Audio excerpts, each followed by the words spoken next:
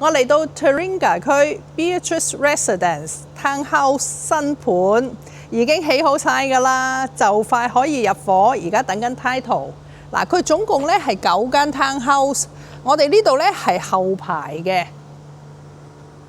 前邊有4間，後邊有5間。我哋睇睇個外形先，係咪好壯觀呢？後邊係5號、6號、7號、8號、9號屋。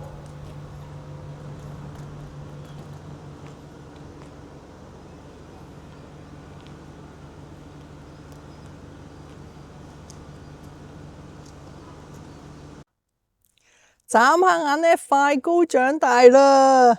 我舊年嚟嘅時候呢，都未起好係個地盤喎，而家呢，起好晒㗎啦。總共9間花園別墅 Beatrice Residence， 呢度呢係 Taringa 區，佢條路呢係斜斜地嘅暗斜，所以喺 Brisbane 買樓呢，咁樣嘅 location 呢就最好㗎啦。嗱，呢度係1號屋，我哋頭先拍嘅 display 單位就係呢一間啦。個外形係咪好靚呢？我哋照數啦，隔離就係2號、3號，最高嗰間呢就係4號屋。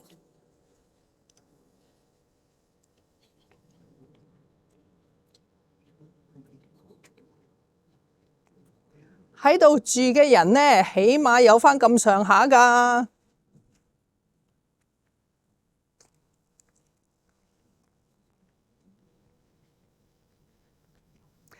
上次 Betty 咧有段片拍嗰個咧就係4號屋啦，我最中意就係呢間，因為佢係最高位嘅位置。Hello， 大家好，大家睇下呢部係乜嘢嚟嘅？係私家 lift 啊，係咪好犀利呢？哇，部 lift 好靚啊，一次咧可以坐5個人嘅。再話俾大家睇啊，頭先 Betty 玩咗幾轉㗎啦。Betty 會不斷分享澳洲物業同埋生活嘅資訊，歡迎大家點讚、訂閱，同埋記得 follow 我哋嘅 Facebook 專頁 Betty 澳洲有趣分。